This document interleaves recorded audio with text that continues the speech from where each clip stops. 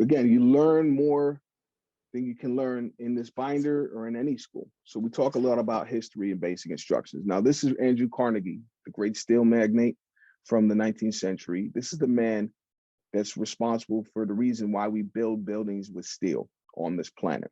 So you can imagine how he amassed the greatest fortune that human history has ever seen. He was at one time the richest man that ever lived until some guys named Bezos and Musk came along and surpassed him. But until then, this was the guy, right?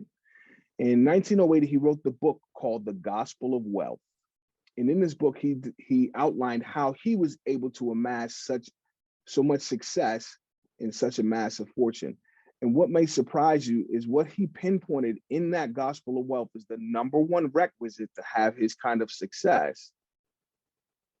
It's emotional discipline. That's what we're here to learn. See him there with his dog. So I know some of you guys know where I'm going with this.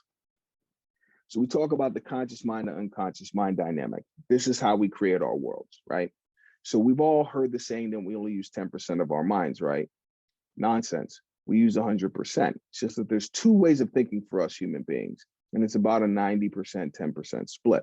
You have a conscious mind and your unconscious or subconscious mind. Now, I love these two characters because these two characters are you. This is an illustration of how your human mind works. Now, look at this little human. Look at her face.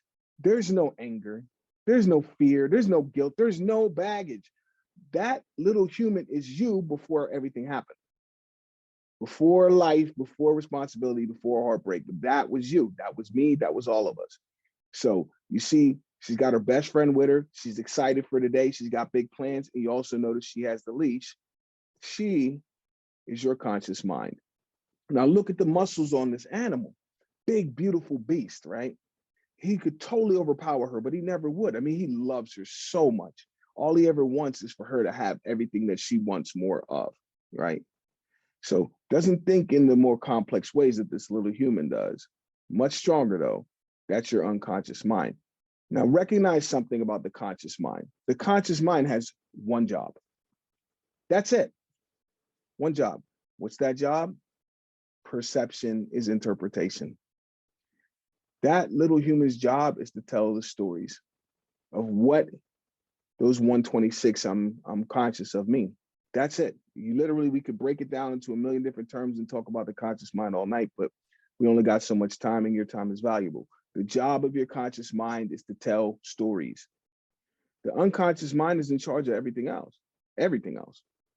So most people never consider in the moment, right now, what's keeping my heart beating?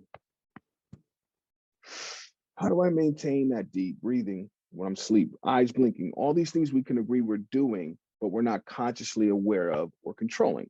That's the job of our unconscious mind or the dog. In simpler terms, even simpler terms than this, think about it like this. The conscious mind does all the thinking. 1 + 1 = 2. That's the job of the little kid. The unconscious mind or our natural instincts. There's a part of us that are really not that much different than my dog. You know, it's the animalistic part of us, the mammal part of us. Now, I'm going to do a mind read here, and I'm going to assume that nobody here has ever woken up in the morning and said, you know what? I'm just going to be pissed off at the world. I'm making a conscious decision right now to be pissed off. Or, ooh, you know what would be better? I should be afraid. I should just walk around charged up with fear. No one's ever consciously chosen that. So if it's just pops up unconscious, well, then that tells you that your emotions are the job of the dog. So now we know the unconscious mind is so powerful, it can hold memories all the way back through your conception and even before that. So how do we store all of our emotional memories in our mind? Well, imagine in your unconscious mind, you have this long hallway, and the dog is in charge of this hallway, right? Each room has a different label on it. And so over here, you have a room that says happy. Over here, you have a room that says grateful. Next to that, you got a room that says love. So every single time in our entire life that we felt this emotion that we can all agree, we call happy. From the first time you felt it as a baby, to that first sip of coffee this morning. The dog or your unconscious mind says, these memories feel the same. And the happy memories go in the happy room. Every time you felt grateful, it goes in the grateful room. Every time you feel love, it goes in the love room. Now, here's the significance about, here's this thing, something about emotions that most people don't realize. There's no such thing as good and bad. It's positive and negative. It's like this battery. There's a positive and a negative end to it, but we can agree there's no bad side to the battery. So over here on this side of the hallway, we got a room that says angry. Next to that, we got a room that says fear. Next to that, we got a room that says guilt. So every single time in our entire life that we felt this emotion, we can agree, we call anger, from the first time somebody took my toy away to when that jerk cut me off on the highway just earlier today. The dog says, feels the same to me. And those anger memories go in the anger room, the fear memories go in the fear room, the guilt memories go in the guilt room. Here's the significance of whatever's in these rooms. Whichever room has the dominant amount of stuff creates what I call an emotional filter through which you engage your world. Yes, a filter. So looking through that filter is like looking outside of this tree. I can see the blue sky, the white clouds, the green grass, the trunk. I feel like I could see this thing clearly. At least that's what I believe. But there's something in the picture that we can all agree is definitely there, but we can't see it consciously. And that is the glass. You're seeing the outside world, this tree, through the filter of your unconscious emotions. So whichever room has most stuff is going to be your dominant filter in life. How you approach your kids, how you approach your job, how you approach your relationships. It's going to be through the same filter of whatever the dominant emotion is at the unconscious level. So with that said, understand this about the emotional filter, going back to this model, right? You realize that is the determining factor of how we filter out these 2 million bits is your dominant emotion. And the dominant emotion determines which 126 bits you become aware of. You're going to pick up 126 bits consistent with how you feel at the deepest level. With that said, it makes total sense that I want my happy room to look like this. It should look like Michael Phelps's trophy room. I should be calling contractors to bust out the walls because you can't even imagine how much happiness I have coming up in my future. You can't have too much stuff in these rooms on this side of the hall. But what happens when your client or your child or your significant other, their anger room or their fear room or their guilt room is filled with so much stuff, it looks like this. And they're not even conscious of it. Maybe this is why I feel so blocked, right?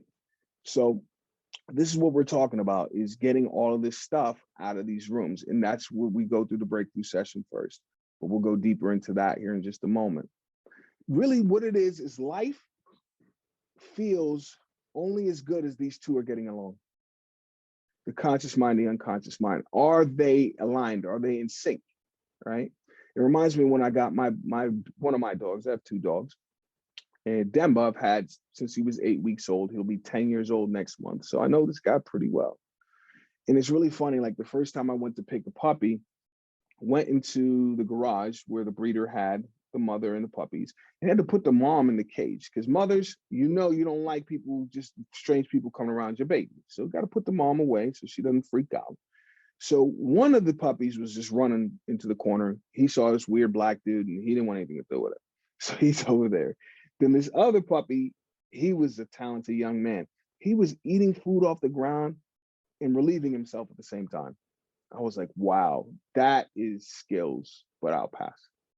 There was two puppies there and they're just clawing at the cage to get back to mom. And I said, I got enough mommy issues of my own. I'm going to pass on those ones. But then the runt, the smallest one in the litter, just calmly walked up to me, put his 2 feet on my right foot and looked up at me.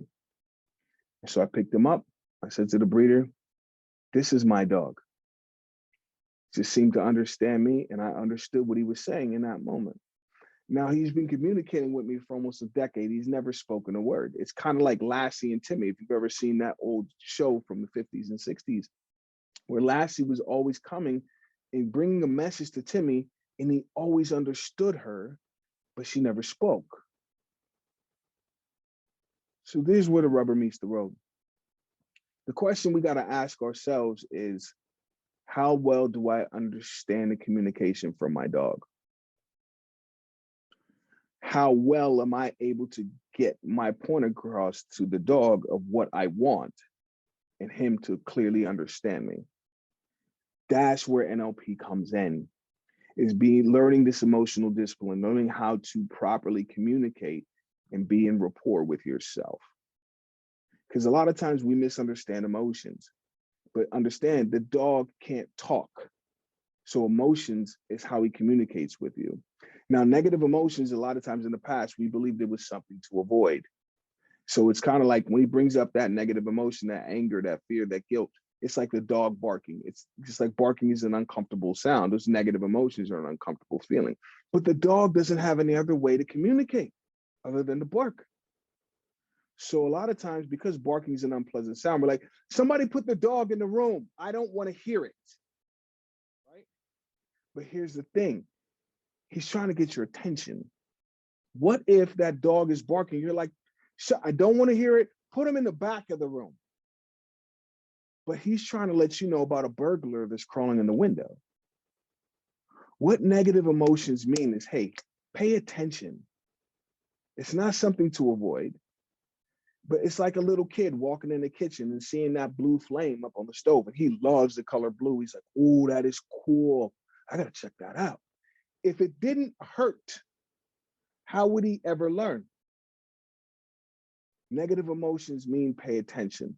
And if we don't pay attention, if we don't preserve the learnings from those negatively emotional moments, all of a sudden we put all kinds of stuff in the rooms, and life feels like this. The look on her face is different now, isn't it? It's a lot different. So when you're feeling that tension in life, the question is, what's my dog trying to tell me? Let's go deeper. This is so much fun to me. It's all about aligning the mental faculties and the emotional faculties. They need to be on the same page. Prime directives of the unconscious mind. The mind operates optimally when they're working as a complete whole unit. That means the dog and the kid are getting along perfectly. They're in rapport, right? Because when they are in rapport and you know how to communicate with them, which is what these basic instructions were given to you to do precisely, then life starts to feel fulfilling. You have more joy, more fun, more pride in who you are, simply because the kid and the dog, your conscious mind and your unconscious mind, they love each other and they're working together. Let's go deeper.